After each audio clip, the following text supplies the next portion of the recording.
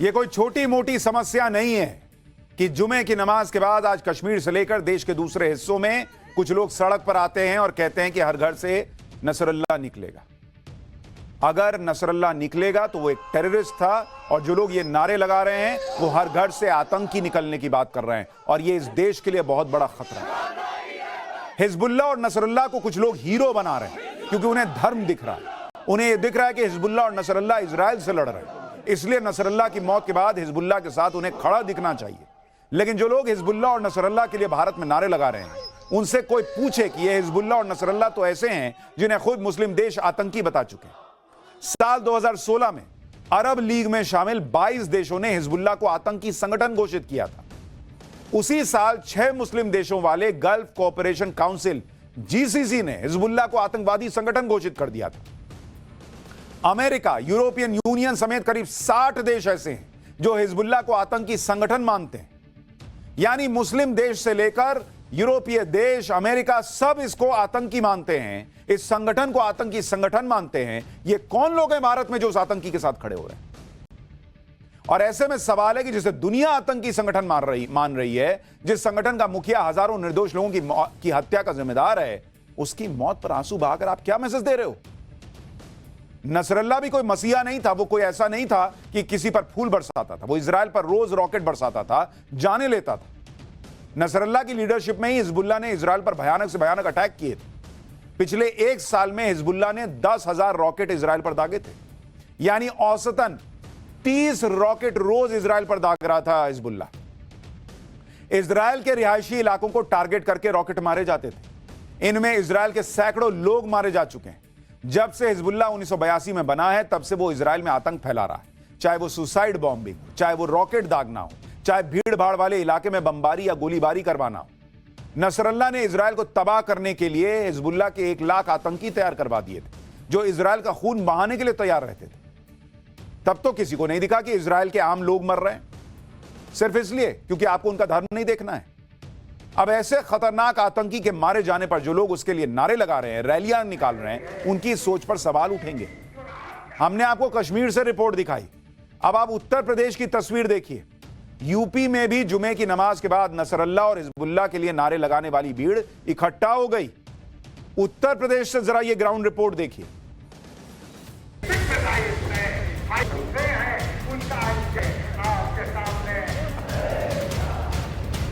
UP में भी Nasrallah और हिजबुल्लाह के नाम पर प्रदर्शन किए गए। वाराणसी में शिया मुसलमानों ने हिजबुल्लाह के समर्थन में प्रोटेस्ट किया।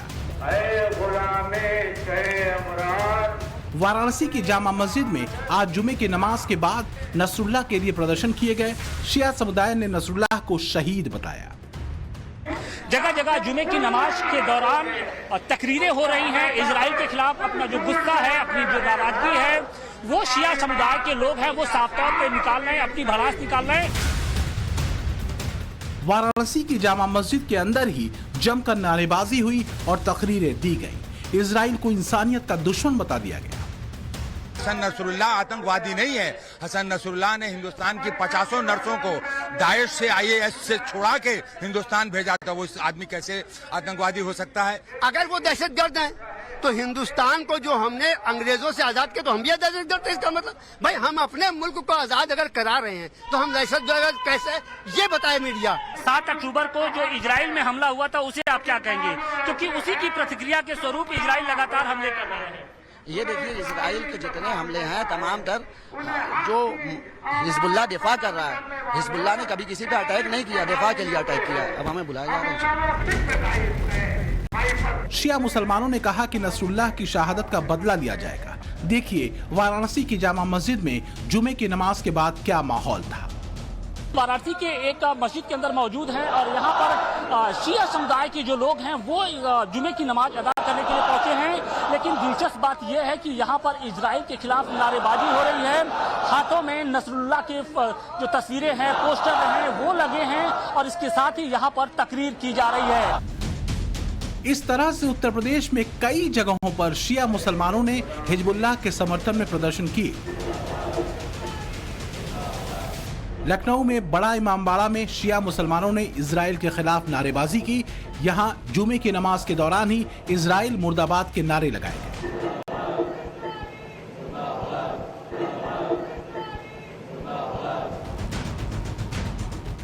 बड़ा इमामबाड़ा के बाहर बड़ी संख्या में पुलिस फोर्स तैनात थी, इसलिए कोई ज्यादा विरोध प्रदर्शन नहीं हुआ। देखिए बड़ा इमामबाड़ा से ये ग्राउंड रिपोर्ट। इन नमाजों में इजराइल को लेकर बातें हुई हैं, पाकिस्तान अमेरिका को लेकर जो है उसके मुर्दाबाद के नारे लगाए गए हैं और कहा गया है कि नसरुल्लाह जो है वो धर्म के लिए नेक काम कर रहे थे, लेकिन जो मीडिया है उन्हें आतंकी बता रही है। और इस बात को लेकर आपने देखा होगा कि लखनऊ में इससे पहले भी शिया समुदाय के लोगों ने लगातार प्रोटेस्ट निकाले, दो बार प्रोटेस्ट किया, कैंडल मार्च किया। उसके बाद से अलर्ट जारी किया गया था कि आज जब जुमे की नमाज हो तो कहीं कोई अशांति न हो। इस तरीके से लिहाज से बड़ी संख्या में फोर्सेस को डिप्लॉय किया गया था मस्जिदों के बाहर। लखनऊ का ये बड़ा इमामबाड़ा है जिसमें एक मस्जिद भी है जहां पर शिया समुदाय के लोग नमाज पढ़ते हैं। यहाँ बड़ी संख्या में फोर्सेस जो है वो भी तैनात इस वक्त आप देख सकते हैं तस्वीरों में कि फोर्सेस को डिप्लॉय किया गया है ताकि शांतिपूर्ण तरीके से नमाज जो है वो मस्जिद के अंदर हो सके। उत्तर प्रदेश सरकार ने जुमे की नमाज को देखते हुए पहले ही अलर्ट जारी कर दिया था। संवेदनशील इलाकों में पुलिस बल भी तैनात किया गया था जिससे कोई माहौल न बिगड़ने पाए। नसरुल्लाह के भारत में इतने फैंस इसलिए भी दिख रहे हैं क्योंकि कुछ धर्मगुरु अपने फायदे के लिए अपनी ही कौम को गुमराह कर रहे हैं। इजराइल के खिलाफ जहर उगल रहे हैं, उसे खत्म करने की बातें कर रहे हैं, जबकि इजराइल कोई पाकिस्तान या चीन नहीं है, भारत का अच्छा दोस्त है। सुनिए मुस्लिम धर्मगुरु इजराइल पर कैसे बवाल काटे हुए हैं, इजराइल को नक्शे से मिटाने की बात कर रहे हैं। ये अमेरिका और इजराइल ये वो लोग हैं कि जो अपने पावर्स का इस्तेमाल करते हैं, ताकत का इस्तेमाल करते हैं और उसके बाद वहाँ बैठ जाते हैं। इंशाअल्लाह ईरान और लबनान मिलकर इजराइल का खात्मा करेगा और दुनिया के नक्शे से इंशाअल्लाह इजराइल मिट के रहेगा। आप जल्द से जल्द इंशाअल्लाह ये यहीं से बैठे बैठे इजराइल को मिटा देंगे। जो लोग इजराइल के खात्मे का सपना देख रहे हैं उन्हें शायद ये पता नहीं कि पिछले 70 साल से ये सपना कई मुस्लिम देश देख चुके हैं, लेकिन कोई इजराइल का कुछ बिगाड़ नहीं पाया। उल्टे इजराइल से युद्ध में दुश्मनों ने अपनी जमीन ही गंवाई है। इजराइल वो देश है जो इस वक्त एक साथ 4 फ्रंट पर लड़ाई लड़ रहा है। इजराइल वो देश है जो अपने अस्तित्व में आने से लेकर अब तक 16 से ज्यादा बड़े युद्ध झेल चुका है। इजराइल वो देश है जो हर तरफ से दुश्मन देशों से घिरा हुआ है। इजराइल वो देश है जो 1948 में अस्तित्व में आया और उसके ठीक बाद 6 देशों की सेना ने उस पर एक साथ अटैक किया, लेकिन अपने पहले ही युद्ध में इजराइल ने दुश्मन को ढेर कर दिया और उसकी जमीन को भी अपने में मिला लिया। इजराइल वो देश है जिसने साल 1967 में अरब देशों के खिलाफ 6 दिन में युद्ध खत्म कर दिया था। इजराइल के अगल बगल 6 बड़े एक्टिव आतंकी संगठन हैं जो इजराइल के खून के प्यासे हैं। इजराइल के इतिहास में शायद ही कोई ऐसा दशक गया हो जब कभी वो एक साथ 4 फ्रंट 7 फ्रंट पे युद्ध ना लड़ रहा हो। उसको मिटाओगे आप यहां बैठे बैठे, हो गया।